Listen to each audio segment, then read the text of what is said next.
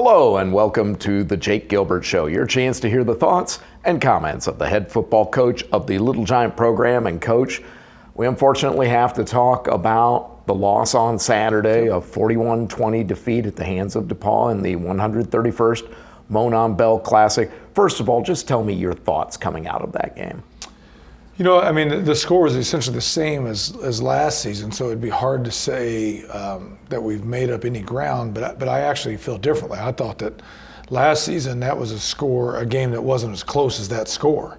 Even though they killed us by 21, I thought they were way better yet, just talent-wise. This year, I honestly felt like this was a game that probably should have been closer than the score. They deserved to win, and so therefore, you know, that's not some sour grapes comment. They absolutely won and deserved to win. But I felt like we could have had a couple things go our way that would have kept that score closer. So we got to just keep chopping wood. I felt like there were some things we did well. There's some things that clearly we didn't do well. And back to the drawing board, get tougher, get bigger, get faster, get stronger, and get better.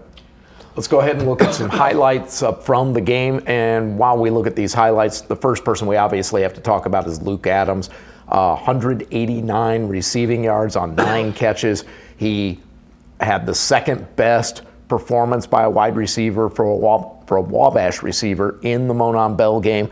Just what made him so special on Saturday? Yeah, you know, I mean, we obviously targeted Luke quite a bit. He's had a special year. Great hands, delivers, runs well. You know, they go a couple things on some of these underneath routes where, you know, Luke could catch, and even if he got tackled right away, it was easier doing that than trying to run the ball on these guys. So these guys lead the nation in rush defense, so we thought throwing it to Luke was a good alternative to that. I did like, we just saw it a minute ago, the tribute to Patrick Holmes, the "what are we doing?" and then the direct snap to Xavier Tyler for the touchdown. You talked about how tough it was going to be to run against DePauw's defense, but you were able to get 2 rushing touchdowns out of the senior running back on Saturday. Yeah, happy for Xavier. You know, obviously a rough day at the office for us, but happy for him. He's had a wonderful career. Good way to cap it with 2 touchdowns in the Bell game. He deserves it. We look at a couple of defensive plays, a sack there of DePauw's quarterback, Scott Ballantyne. We saw a play with a good play. You know, there's a good touchdown reception by Rowan Durbin to score one of the 3 touchdowns for Wabash.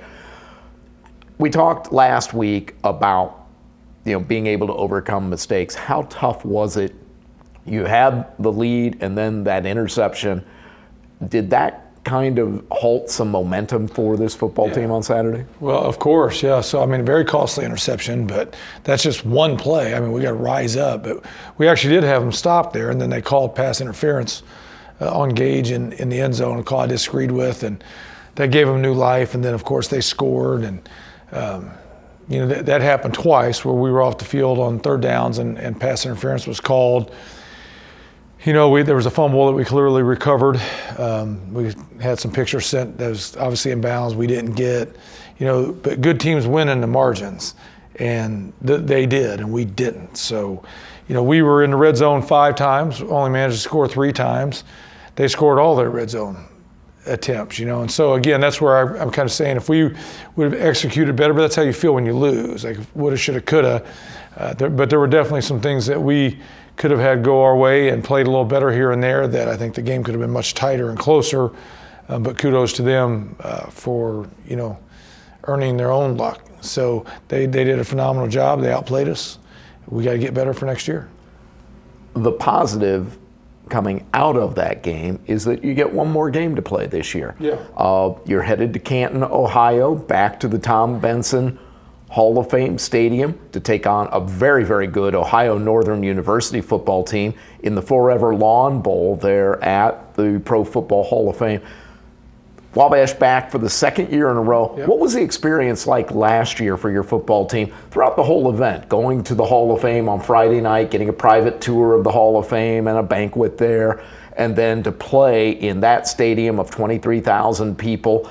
Where the NFL Hall of Fame game is played each year, you know, playing on the field where the induction ceremony of the Hall of Famers in the NFL takes place. What was that all like last year? Well, we had a blast, and we enjoyed the banquet. We definitely loved the tour of the Hall of Fame and just the ability to play another game of football together and have another week together, and we enjoyed all of it. I don't think we took the game maybe as serious as we should have, and it was my first game as a head coach replacing Coach Morrell, and so we actually subbed and rotated a lot more guys than you normally would in a college game because I wanted to see some of our younger guys. So our seniors did play, most of them, but we told them if they wanted to play, they were going to play less than usual because we were going to play some guys to see for the following year, and we did that. So last year, the outcome wasn't what we wanted. It went down to a last-second kick.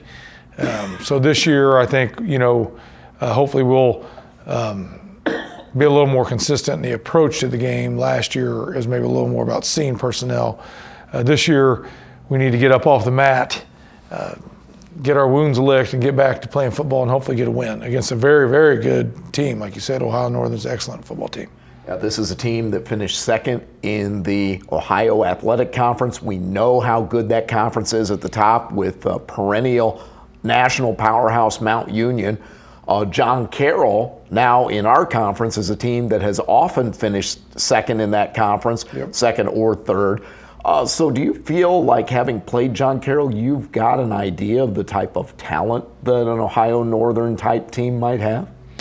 Yeah, well, I hope not, because John Carroll is pretty talented. So, I think Ohio Northern is definitely a very talented football team. The biggest thing is just very experienced. When you have that many seniors, I think they start 9 seniors on defense and 7 or 8 on offense. I mean, when you have that level of maturity, you're going to be talented and big and fast and strong. So I think they're certainly more experienced than us. They have some excellent players, very talented, and we're going to have to outplay them in areas where we can't out-athlete them. They are a defense that is very difficult to play against. They only allow their opponents about 21 points a game, holding opposing teams to about 340 yards a contest. And it's a very opportunistic defense. They have scored 65 points off of turnovers. They force a lot of interceptions. They're double digits there, close to double digits in fumbles recovered. So what do you have to do against a team like that to make certain you keep good ball security? Yeah, obviously we got to take care of the ball, make good decisions at quarterback. I mean, we got to make sure that we get the ball out at the right time. A lot of times when you throw a pick, you're holding onto the ball. Sometimes you're holding on the ball because it's third and long. If you could be better early in the down, and stay ahead of the chains, you don't find yourself in downs where you need to hold the ball. And so the longer you hold it, usually your percentages of throwing an interception or getting a strip sack go way up.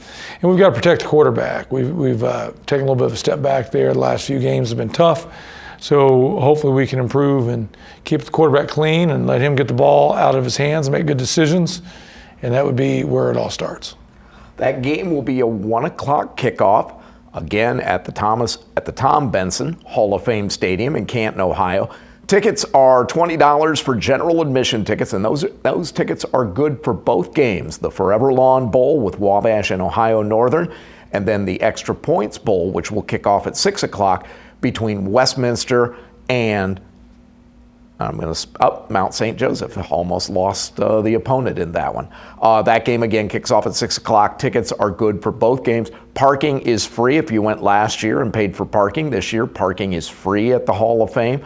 Also, your ticket for the game is good for reduced admission to the Hall of Fame. So if you buy a ticket to go to the game, you can go early, go to the Hall of Fame, tour the hall, and then come out and support the Little Giants in the ball game. The game is also being broadcast on Flow Sports. That is a paid service. It's $20 for a monthly subscription. There's a bonus. You can pay to watch the Wabash football game on Saturday, and then the Little Giant basketball team will be at Washington St. Louis, which is also on Flow Sports on Monday, so you can get a 2-for-1 there. Get a subscription to watch football on Saturday and basketball on Monday as the Little Giants continue their season.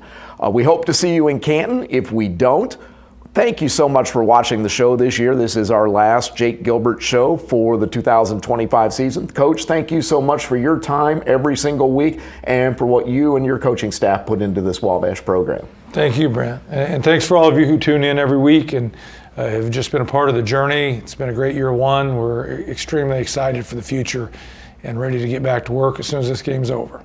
Happy Thanksgiving. Our thanks as well to Adam Phipps, who is our producer. He's down in the truck making everything work.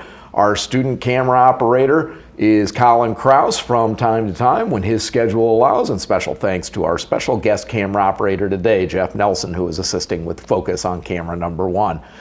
For Jake Gilbert, I'm Brent Harris. Thanks for watching The Jake Gilbert Show. It's your chance to hear the thoughts and comments of the head football coach of the Little Giant program. As Coach said, happy Thanksgiving, happy holidays to you and yours, and thanks for watching each week.